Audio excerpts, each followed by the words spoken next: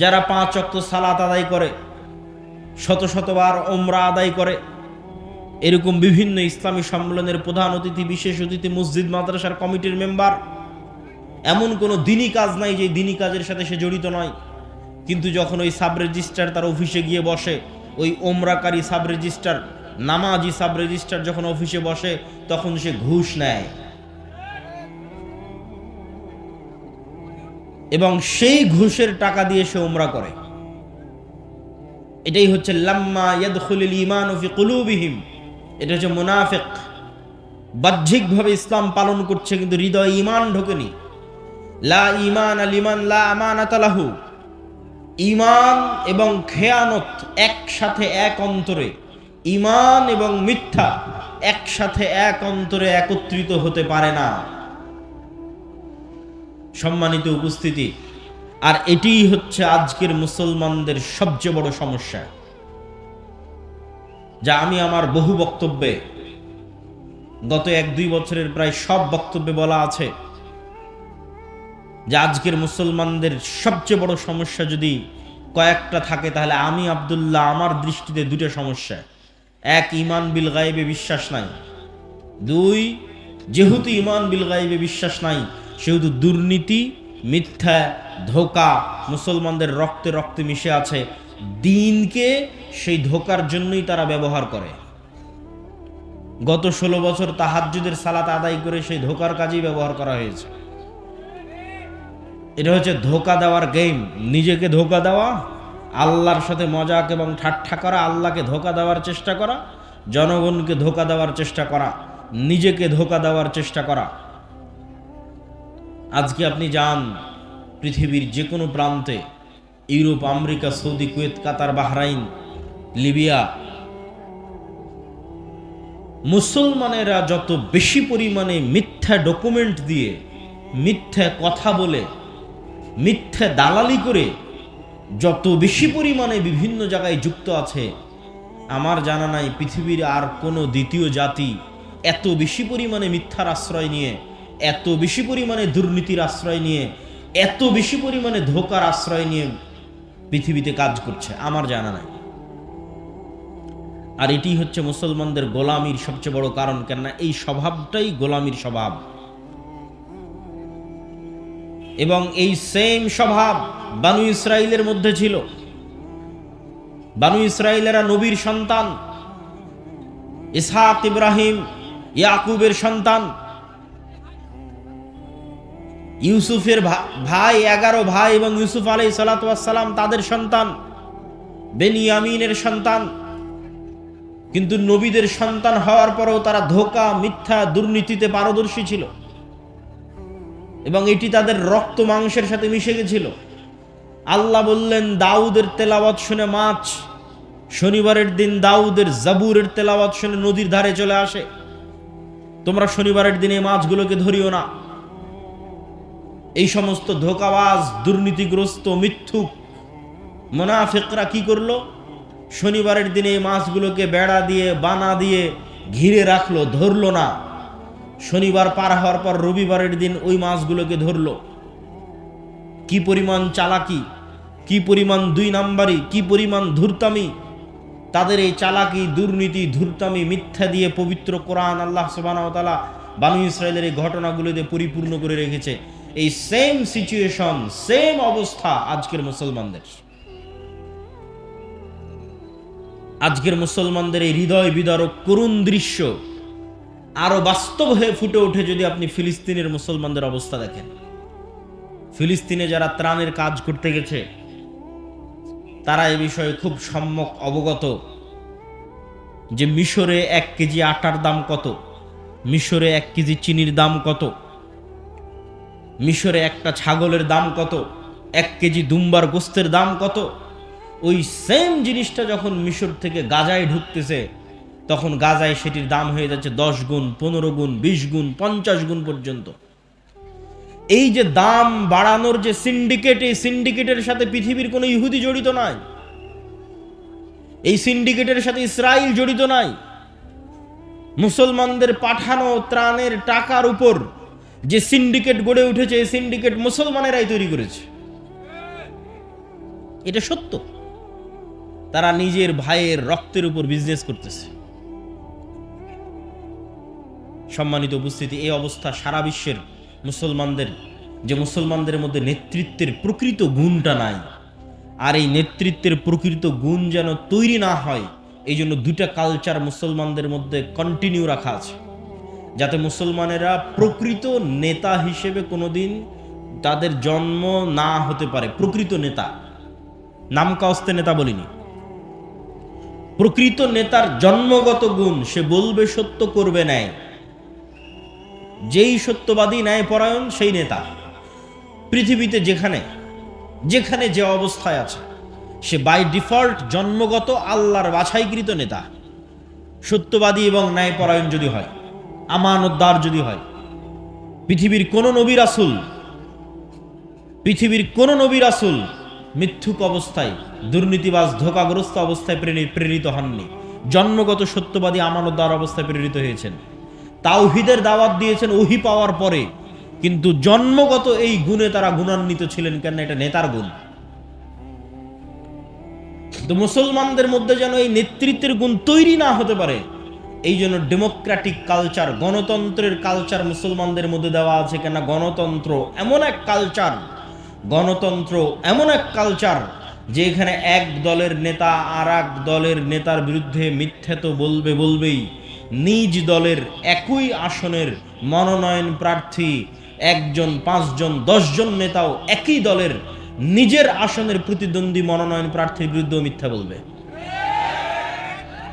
কেননা মিথ্যা না বললে টিকতে পারবে না, চলতে পারবে না। গীবত, পরহিংসা না করলে টিকতে এবং চলতে পারবে না। তাহলে যে একবার মিথ্যা বলে ফেললো, যে মিথ্যার কালচারে একবার নিজেকে জড়িয়ে ফেললো, তার দ্বারা কোনোদিন প্রকৃত নেতৃত্ব হবে না। এই নেতা যদি প্রধানমন্ত্রী হয়ে যায়, এই নেতা যদি রাষ্ট্রপতিও হয়ে যায়, এই নেতা যদি এমপিও হয়, এই নেতা যদি মন্ত্রীও হয়, তাহলে যে নিজের দলের মনোনয়ন প্রার্থীর বিষয়ে অন্য দলের নেতার বিষয়ে মিথ্যা বলেছে, দুর্নীতি করেছে, ধোঁকা দিয়েছে, তাকে ভারত আর আমেরিকা টাকা দিয়ে কিনতে পারবে না? বলেন, পারবে? ও তো দুর্নীতিগ্রস্ত, তো মিথ্যার উপর প্রতিষ্ঠিত হয়েছে, তার তো মেরুদণ্ড সোজা নয়। ফলতে ডেমোক্রেটিক কালচারের মধ্যে যে নেতাই আসবে, সেই নেতাই পশ্চিমাদের পা চাটবে, না হয় পাশের দাদাবাবুদের পা চাটবে, টাকার কাছে বিক্রি হয়ে যাবে।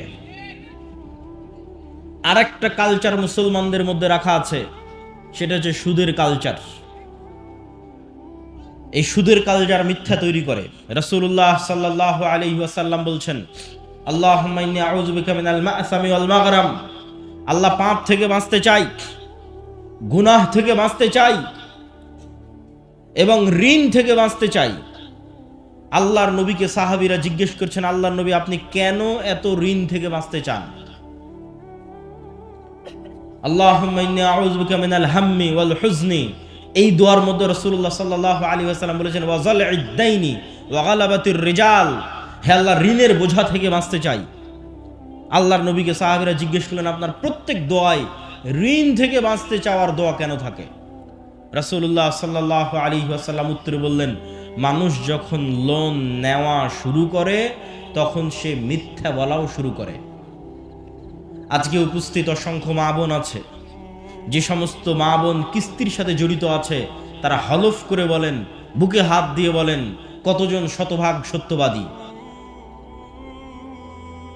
কি আপনারা বুঝতে পারছেন না কথা? কিস্তি থেকে যে একবার টাকা নিয়েছে, তার পক্ষে কি সত্যের উপর অটল থাকা সম্ভব? সম্ভব নয়। তাকে মিথ্যার আশ্রয় নিতেই হবে। আর এইভাবে যখন একটা প্রজন্ম মিথ্যুক তৈরি হয়ে যায়, একদল মা মিথ্যুক তৈরি হয়ে যায়, মিথ্যার আশ্রয় নেয়, তখন এই সমস্ত মায়ের পেট থেকে, এই সমস্ত সমাজ থেকে ওমর ইবনুল খাত্তাব, তারেক বিন জিয়াদ, সালাহুদ্দিন আইয়ুবীর জন্ম অসম্ভব, ইম্পসিবল।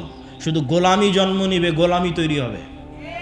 যারা মিথ্যার আশ্রয় নিয়ে নিজে বিক্রি হয়ে যাবে, দেশকে বিক্রি করে দিবে। সম্মানিত উপস্থিতি, মুসলমানদের মধ্যে দুইটা কালচার টিকিয়ে রাখা আছে, একটা ডেমোক্রেটিক কালচার, গণতন্ত্রের কালচার, আর একটা সুদের কালচার। সব মুসলমানকে যদি সুদের সাথে জড়িয়ে ফেলা যায়, তাহলে সব মুসলমানকে মিথ্যুক বানানো যাবে। এমনিতেই 190 বছর ব্রিটিশদের গোলামি করার কারণে এমনিতেই মুসলমানেরা দুর্নীতিগ্রস্ত। এমনিতেই ইউরোপীয় উপনিবেশ যেখানে যেখানে প্রতিষ্ঠিত হয়েছে সেখানে সেখানে মুসলমানদের মিথ্যা, দুর্নীতি, ধোঁকার কালচার বৃদ্ধি পেয়েছে। যেখানে ওদের শাসন যত মজবুত, যত নিকৃষ্ট, যত জঘন্য ছিল, ওখানে মিথ্যা ধোঁকার কালচার তত বেশি। এই জন্য ভারত, পাকিস্তান, বাংলাদেশের মুসলমানেরা যত মিথ্যা বলে, তার চেয়ে তুলনামূলক রোহিঙ্গা মুসলমানেরা, তার চেয়ে তুলনামূলক আফ্রিকার মুসলমানেরা বেশি মিথ্যা বলবে, বেশি দুর্নীতি করবে, বেশি ধোঁকা দিবে। কেননা তাদের গোলামি আরও শক্ত, আরও মজবুত, আরও কঠিন। ফলত গোলাম অবস্থায় জীবনযাপন করতে করতে মিথ্যা বলা শিখতে হয়েছে। একটা টাকার জন্য, একটা রুটির জন্য দুর্নীতি করা শিখতে হয়েছে। সেই কালচার, সেই স্বভাব রক্ত থেকে যায়নি। ফলত নেতার জন্ম হওয়া সম্ভব নয়, নেতৃত্বের জন্ম হওয়া সম্ভব নয়, জাতির মুক্তি সম্ভব নয়। জাতির মুক্তি তখনই সম্ভব যখন প্রকৃত নেতার জন্ম নিবে, যেই নেতার মেরুদণ্ড হবে সোজা। আর তখনই মেরুদণ্ড সোজা হবে যখন জীবনে কোনোদিন মিথ্যায়, অন্যায় এবং দুর্নীতির আশ্রয় নেয়নি। তখন আর হৃদয়ে প্রকৃত ঈমান ঢুকেছে। এই নাম কাস্তে ঈমান নয়, লোক দেখানো সালাত নয়, লোক দেখানো ওমরা নয়, লোক দেখানো মুখের দাড়ি নয়। প্রকৃত ঈমানের ভিত্তি হচ্ছে যখন সে সত্যবাদী, আল্লাহর সাথে সত্যবাদী, জনগণের সাথে সত্যবাদী, আল্লাহর সাথে ন্যায়পরায়ণ, জনগণের সাথে ন্যায়পরায়ণ, আল্লাহর সাথে আমানতদার, জনগণের সাথে আমানতদার। সম্মানিত উপস্থিতি, আমাদের আজকের বক্তব্যের বিষয় ঈমান বিল গায়েব। কেন আজকের মুসলমানেরা, আজকের গাজার মুসলমানেরা ইসরায়েলের তুলনায় যত দুর্বল, আজকের সমগ্র বিশ্বের মুসলমানেরা আমেরিকা এবং ইসরায়েলের তুলনায় যত দুর্বল, মুসা আলাইহিস সালাতু ওয়াস সালাম তার চেয়ে শতগুণ দুর্বল ছিলেন, তার চেয়ে হাজার গুণ দুর্বল ছিলেন ফেরাউনের কাছে, ফেরাউনের তুলনায়। আপনাদের এই গোদাগাড়ি মাটি কাটার চরের একজন কৃষককে যদি বলা হয়, একজন রাখালকে যদি বলা হয়, একজন কাজের লোককে যদি বলা হয় যে তোমাকে দাওয়াত দিতে হবে ডোনাল্ড ট্রাম্পের কাছে গিয়ে, তাহলে আপনাদের এই মাটি কাটা গোদাগাড়ির একজন চরের মানুষ ডোনাল্ড ট্রাম্পের কাছে গিয়ে দাওয়াত দিবে। ওই ডোনাল্ড ট্রাম্পের কাছে এই মানুষ যত অসহায়, তার চেয়ে বেশি অসহায় মুসা আলাইহিস সালাম ছিলেন। কেন? এই চরের মাটি কাটা গোদাগাড়ির এই চরের মানুষের নিজের জমি জায়গা আছে, নিজের বাপ মায়ের পরিচয় আছে, নিজের আত্মীয় স্বজন আছে, নিজের গ্রাম বাড়ি আছে। আর মুসা আলাইহিস সালাতু ওয়াস সালাম সেই গোলাম কওমের মেম্বার, যাদের প্রত্যেক পুরুষকে জবাইয়ের আদেশ দেওয়া আছে, যার পিতামাতার পরিচয় তিনি বুক ফুলিয়ে ফেরাউনের সামনে দিতে পারবে না, পিতামাতার পরিচয় গোপন রেখে ফেরাউনের বাড়িতে মানুষ হতে হয়েছে। মা তার পরিচয় মুখ ফুলিয়ে বলতে পারেনি এটা আমার সন্তান। সেই গোলাম কওমের সন্তান মুসা আলাইহিস সালাতু ওয়াস সালাম। শুধু কি তাই, মুসা আলাইহিস সালাতু ওয়াস সালামকে যখন নবী বানানো হচ্ছে তখন উনি মানুষের বাড়ির কাজের চাকর, 10 বছর থেকে একজন মানুষের বাড়িতে কাজ করতেছেন। শুধু কি তাই, মুসা আলাইহিস সালাতু ওয়াস সালামকে যখন নবী বানানো হচ্ছে তখন তিনি হত্যার আসামি, ফাঁসির দণ্ডপ্রাপ্ত আসামি। মুসা আলাইহিস সালাতু ওয়াস সালামকে সেই ব্যক্তির বিরুদ্ধে দাওয়াত দিতে পাঠানো হচ্ছে যেই ব্যক্তির কাছে তিনি ফাঁসির দণ্ডপ্রাপ্ত আসামি। শুধু কি তাই, যেই ব্যক্তির তিনি এক সময় নিমক খেয়েছেন, যেই ব্যক্তির বাড়িতে তিনি বড় হয়েছেন, তার বিরুদ্ধে তিনি কিভাবে দাঁড়াবেন, তার সামনে কিভাবে দাঁড়াবেন? না আছে বংশ পরিচয়, না আছে ব্যক্তি পরিচয়। সম্মানিত উপস্থিতি, মুসা আলাইহিস সালাতু ওয়াস সালাম আজকের আমার এবং আপনার তুলনায়, আমি তো উদাহরণ দিয়েই বলে দিলাম যে আপনাদের যে কোনো একজন উঠে এখন তাকে বলা হচ্ছে যাও ডোনাল্ড ট্রাম্পের কাছে দাওয়াত দাও, এইটা আজকের দুনিয়াবি বৈষয়িক দিক থেকে যত অসম্ভব, মুসা আলাইহিস সালাতু ওয়াস সালামের ফেরাউনের কাছে দাওয়াত দিতে যাওয়া ছিল তার চেয়ে বেশি অতুলনীয়, বেশি অসম্ভব। কিন্তু মুসা আলাইহিস সালাম পারলেন কিভাবে? মুসা আলাইহিস সালাতু ওয়াস সালামের সফলতার রহস্য কোথায়? মুসা আলাইহিস সালাতু ওয়াস সালাম তখনই সম্ভব ফেরাউনের সামনে বুক ফুলিয়ে দাওয়াত দেওয়া যখন মুসা আলাইহিস সালাতু ওয়াস সালামের অন্তরে ঈমান বিল গায়েব, ইয়াকিনের লেভেলে, যে চোখে যা দেখা যাচ্ছে তাই সব নয়, এর বাইরে আড়ালে গায়েব আছে, গায়েবী মদদ আছে, আল্লাহর ক্ষমতা, আল্লাহর অস্তিত্ব, আল্লাহর শক্তি, ফেরেশতার অস্তিত্ব, নূরের অস্তিত্ব, এগুলো সম্পর্কে যখন মুসা আলাইহিস সালাতু ওয়াস সালামের ইয়াকিন অর্জিত হবে, গায়েবের ওপর যখন মুসা আলাইহিস সালামের ইলমে ইয়াকিন হাসিল হবে, তখন মুসা আলাইহিস সালামের কাছে এই বিশাল ফেরাউনের সাম্রাজ্য একটা ধূলিকণার চাইতেও, একটা পিঁপড়ার চাইতেও দুর্বল মনে হবে। এবং ওই ইলমে ইয়াকিন আল্লাহ মুসা আলাইহিস সালাতু ওয়াস সালামকে দিয়েছিলেন। কিভাবে দিয়েছিলেন? মুসা আলাইহিস সালাতু ওয়াস সালামকে আল্লাহ বলেননি, মুসা এই যে জান্নাত থেকে একটা লাঠি নিয়ে আসলাম, এটা খুব ভয়ঙ্কর, ম্যাজেস্টিক, চমৎকার জাদুর লাঠি। এই লাঠি যদি তুমি ছাড়ো, এই লাঠি সাপ হয়ে যাবে। জি না, দুনিয়াতে যত জাদুকর আছে, কবিরাজ আছে, যত সাপ খেলা দেখানো সাপুরে আছে, এদের নিজের প্রশিক্ষণ দেওয়া সাপ আর নিজের কাছে যত্নের সাথে রাখা পাথর আর লাঠি দিয়ে এদেরকে জাদু দেখাতে হয়। আপনি একটা দিবেন, সেটা দিয়ে পারবে না।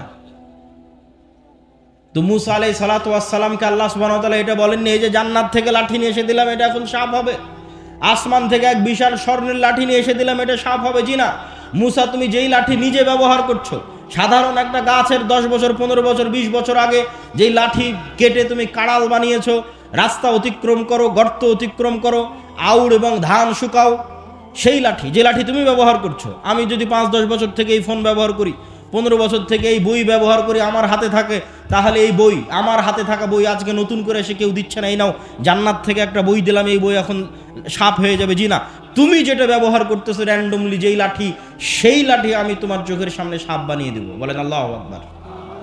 এটা হচ্ছে আল্লাহর শক্তি, যাতে মুসা আলাইহিস সালাতু ওয়াস সালামের ইলমে ইয়াকিন হাসিল হয় গায়েবের উপর। সম্মানিত উপস্থিতি, তাহলে আজকের মুসলমানেরা পরাজিত কেন? ইলমে গায়েবে ইয়াকিন নাই। মুসা আলাইহিস সালাম বিজয়ী কেন?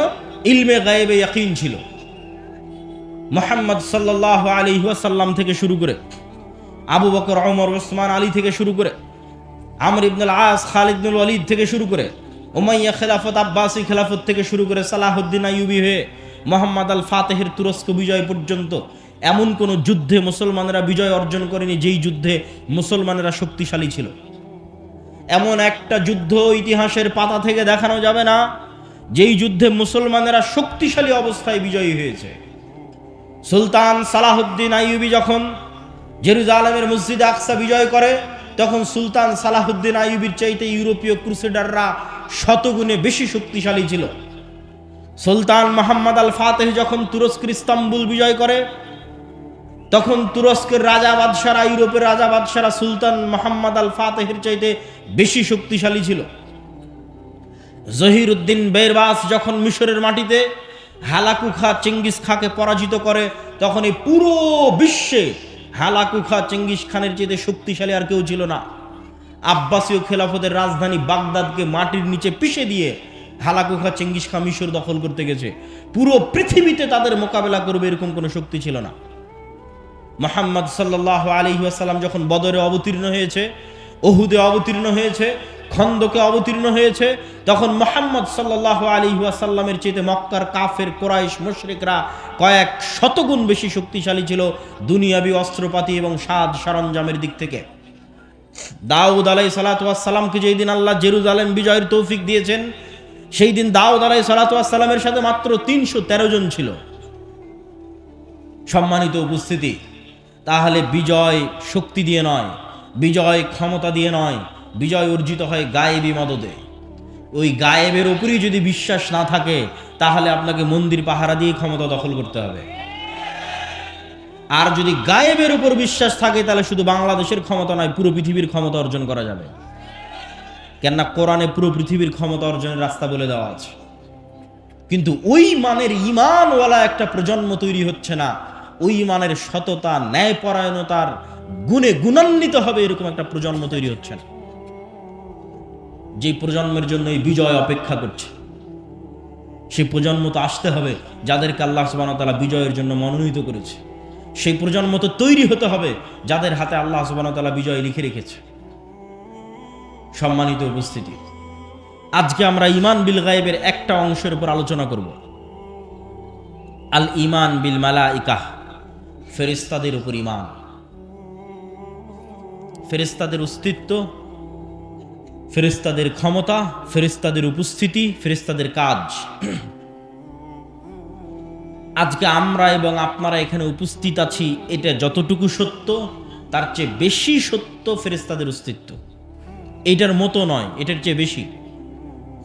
আপনি যদি আপনার পিতামাতার সন্তান হন, তাহলে আপনার পিতামাতার অস্তিত্ব আপনার কাছে যত সত্য, আর আপনার পিতামাতার কাছে আপনি সন্তান হিসেবে সন্তানের অস্তিত্ব যত সত্য, তার চেয়ে বেশি সত্য আপনার সাথে আপনার পিতামাতার সাথে ফেরেশতা আছে। এটা বেশি সত্য। কেন বেশি সত্য? এটাকে আমি এমনি বানিয়ে বলছি জি না। আমাদের আদি পিতা আদম আলাইহিস সালাতু ওয়াস সালামকে যখন সৃষ্টি করা হয়, তখন সৃষ্টির পর তিনি প্রথম অন্য কোনো মানুষের সাথে পরিচিত হননি। যে আদম, এই যে তোমাকে সৃষ্টি করলাম, এই যে তোমার বাপ মা, এই যে তোমার ভাই বোন, আর এই যে তোমার স্ত্রী, আর এই যে তোমার পুত্র, যেটা এখন আমরা হচ্ছি, যে আমরা জন্মের পরে প্রথম কার সাথে পরিচিত হচ্ছে, এটা আমার মা, এটা আমার বাপ, এটা আমার সন্তান, এটা আমার ভাই, এটা আমার বোন। জন্মের পরে এগুলোর সাথে আমরা প্রথম পরিচিত হই। কিন্তু আমরা যখন প্রথম সৃষ্টি হয়েছি, তথা আমাদের আদি পিতা আদম আলাইহিস সালাম যখন প্রথম সৃষ্টি হয়েছে, তখন আদম আলাইহিস সালাম জন্মের পরে অন্য কোনো মানুষের সাথেই পরিচিত হয়নি। সর্বপ্রথম পরিচিত হয়েছে ফেরেশতাদের সাথে। বলেন আল্লাহু আকবার। তাহলে আপনার বাপ মায়ের অস্তিত্বের আগে ফেরেশতার অস্তিত্ব না আগে বাপ মায়ের অস্তিত্ব? আগে ফেরেশতার অস্তিত্ব। আপনি যখন প্রথম সৃষ্টি হয়েছেন তখন প্রথম পরিচিত হয়েছেন ফেরেশতার সাথে। ওয়াইদ কুলনা লিল মালাইকাতি ইসজুদু লিআদম ফাসাজাদু ইল্লা ইবলিস আবা ওয়াস্তাকবারা ওয়াইদ ক্বালা রাব্বুকা লিল মালাইকাতি ইন্নী জাইলুন ফিল আরদি খলিফা ক্বালু আতাজআলু ফীহা মান ইউফসিদু ফীহা ওয়া ইয়াসফিকুদ দিমা। আল্লাহ ফেরেশতাদের ডাক দিয়ে বললেন, কোরআনে আল্লাহ বলছেন, মানুষ সৃষ্টির ঘটনা শুরুই ফেরেশতা দিয়ে। আল্লাহ ফেরেশতাদের ডাক দিয়ে বললেন, ইন্নী জাইলুন ফিল আরদি খলিফা, আমি পৃথিবীতে মানুষ সৃষ্টি করতে চাই। ফেরেশতারা উত্তরে বলল, আতাজআলু ফীহা মান ইউফসিদু ফীহা ওয়া ইয়াসফিকুদ দিমা, আপনি কি পৃথিবীতে এমন জাতি তৈরি করবেন যারা ফিতনা তৈরি করবে, রক্ত প্রবাহিত করবে, ফাসাদ তৈরি করবে? আমরা তো আপনার তাসবিহ তাহলিল করার জন্য আছি। আল্লাহ বললেন, আমি যা জানি তোমরা তা জানো না। তারপরে যখন আদম সৃষ্টি করা হয়ে গেল, আল্লাহ সুবহানাহু ওয়া তাআলা আদমকে যখন সকল জ্ঞান দিয়ে দিলেন, তারপরে ফেরেশতাদের সামনে যখন প্রমাণ করে দিলেন আদম জ্ঞানে শ্রেষ্ঠ, তখন এবার আল্লাহ ফেরেশতাদের বলছেন যে, ফেরেশতারা তোমরা সবাই আদমকে সিজদা করো। সম্মানিত উপস্থিতি, তাহলে এই যে আদম আলাইহিস সালাতু ওয়াস সালাম সৃষ্টি হওয়ার পর প্রথম ভিন্ন জগতের দুইটা প্রাণীর সাথে পরিচিত হয়েছে। এই ভিন্ন জগতের দুই প্রাণী সম্পর্কে জানাই এই পৃথিবীর গেম এবং খেলা জানার আসল রিয়ালিটি। এই দুই ভিন্ন জগতের প্রাণীর, একটা শয়তান, একটা ফেরেশতা। আপনাকে আল্লাহ সুবহানাহু ওয়া তাআলা যেই খেলা খেলতে পাঠিয়েছে, ওই খেলার যদি নিয়ম কানুন না জানেন তাহলে খেলে লাভ নাই, খেলতে পারবেন না। যখন ক্রিকেটের মাঠে খেলতে যাবেন তখন কিভাবে বল করলে ওয়াইড হয়, নো হয়, ছক্কা হয়, ফোর হয়, আর ফুটবল খেলতে গেলে ফাউল হয়, প্লান্টিক হয়, আউট হয়, এই যদি নিয়ম না জানা থাকে তো প্লেয়ার খেলতে পারবে না। তো আমরা যে এই পৃথিবীতে আছি, এই পৃথিবীতে আমাদের পাঠানোর যে ঘটনা আল্লাহ কোরআনে তুলে ধরেছে, আল্লাহ সুবহানাহু ওয়া তাআলা পৃথিবীতে পাঠানোর যে ঘটনা তুলে ধরেছে, সেটার মধ্যে পৃথিবীর গেম, সিক্রেট যে গেম, যে খেলা, ওটা লুকিয়ে আছে। সেটা যুক্তই আছে অদৃশ্য দুই প্রাণীর সাথে, একটা শয়তান, একটা ফেরেশতা। মানুষের সাথে যুক্তই নাই। আল্লাহ বর্ণনাই শুরু করেছেন এইভাবে। ইবলিস শত্রু হয়ে গেল। আল্লাহ সুবহানাহু ওয়া তাআলা কুলনা বিতু বা'দুকুম লিবা'যিন আদু, আল্লাহ সুবহানাহু ওয়া তাআলা বলেন, আজকে তোমরা নেমে যাও, আসমান থেকে নেমে যাও, জান্নাত থেকে নেমে যাও। আজ থেকে তোমরা একজন আর একজনের শত্রু। ফাইম্মা ইয়াতিয়ান্নাকুম মিন্নি হুদান ফামান তাবিআ হুদায়া ফালা খাউফুন আলাইহিম ওয়ালা হুম ইয়াহজানুন। তোমরা একজন আর একজনের শত্রু, তবে আমার পক্ষ থেকে হেদায়েত আসবে, হেদায়েতের নূর আসবে। এই নূর দিয়ে যাদের কলব আলোকিত হবে, যাদের হৃদয় এই নূরের আলোতে আলোকিত হবে, তাদের জন্য এই শয়তান কোনো ক্ষতি করতে পারবে না। আর যাদের কলব এই নূরের আলোয় আলোকিত হবে না, এই শয়তান তাদের সবচেয়ে বড় শত্রু, আদুউম মুবিন, সবচেয়ে বড় শত্রু। আর একমাত্র প্রকৃত বন্ধু হচ্ছে ফেরেশতা, আর একমাত্র শত্রু হচ্ছে শয়তান। যে আপনার নামে মিথ্যা অপবাদ দিয়েছে, জমি দখল করে নিয়েছে, টাকা মেরে নিয়েছে, ওর চেয়ে বড় শত্রু শয়তান। আর যে আপনার সাথে রাত দিন আড্ডা দিচ্ছে, আপনাকে বিড়ি সিগারেট খাওয়ার দাওয়াত দিচ্ছে, ওর চাইতে আপনার হিতাকাঙ্ক্ষী প্রকৃত বন্ধু হচ্ছে ফেরেশতা। এই দুইটা সম্পর্কে জানাই হচ্ছে এই পৃথিবীর গেমের আসল রহস্য। খেলতে পারবেন ভালো যদি জানা থাকে। এই জন্য গায়েব সম্পর্কে জ্ঞান অর্জন করতে হবে। গায়েবের জ্ঞান ওহির মাধ্যমে সম্ভব। সম্মানিত উপস্থিতি, আমাদের আলোচ্য বিষয় ঈমান বিল মালায়েকা, ফেরেশতা। ফেরেশতারা নূরের তৈরি। নূর অন কাইন্ড অফ লাইট, এক প্রকারের আলো যা পৃথিবীতে বিরাজমান, অস্তিত্বশীল। ঠিক এই আলো যেমন পৃথিবীতে বিরাজমান অস্তিত্বশীল, সূর্যের আলো যেমন বিরাজমান অস্তিত্বশীল, নূরের আলো পৃথিবীতে বিরাজমান অস্তিত্বশীল। তবে নূরের আলো সূর্যের আলো নয়, নূরের আলো এই লাইট, বৈদ্যুতিক লাইটের আলো নয়। এটা এক প্রকারের আলো যা পৃথিবীতে অস্তিত্বশীল, যেমন সূর্যের আলো অস্তিত্বশীল, যেমন এই লাইটের আলো অস্তিত্বশীল। এবং এই নূর মানুষের কালবে তৈরি হয়, কানে তৈরি হয়, চোখে তৈরি হয়, মানুষের ডানে বামে সামনে নিচে উপরে সর্বত্র নূর তৈরি হয়। মানুষের আমল নূর তৈরি করে। কোরআন নূর, দ্বীন ইসলাম নূর। এই নূর সম্পর্কে রাসূলুল্লাহ সাল্লাল্লাহু আলাইহি ওয়াসাল্লাম বলছেন, আল্লাহুম্মা আউযু বিনূরি ওয়াজহিকাল্লাযী আশরাকাত লাহুদ দুলুমাত ওয়া সালুহা আলাইহি আমরুদ দুনিয়া ওয়াল আখিরাহ। হে আল্লাহ, আপনার চেহারা যেই নূর দিয়ে ঢাকা আছে, সেই নূরের দোহাই দিয়ে আপনার কাছে পরিত্রাণ চাচ্ছি, যেই নূরের উপর আসমান এবং জমিনের সকল কাজ একটা আর একটার সাথে কানেক্টেড, যেই নূরের মাধ্যমে।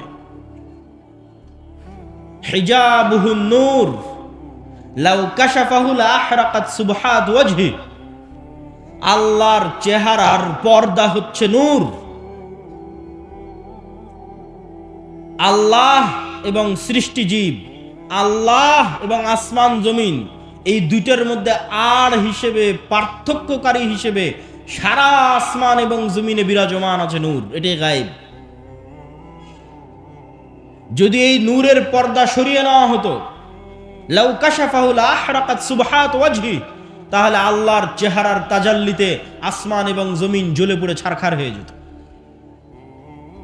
এই নূর সম্পর্কে রাসূলুল্লাহ সাল্লাল্লাহু আলাইহি ওয়াসাল্লাম বলেন, আল্লাহুম্মা জাআল ফি কলবি নূরা। হে আল্লাহ, আমার হৃদয়ে নূর তৈরি করে দেন। ওয়াফি সামঈ নূরা, আমার কানে নূর তৈরি করে দেন। ওয়াফি বাসরি নূরা, আমার চোখে নূর তৈরি করে দেন।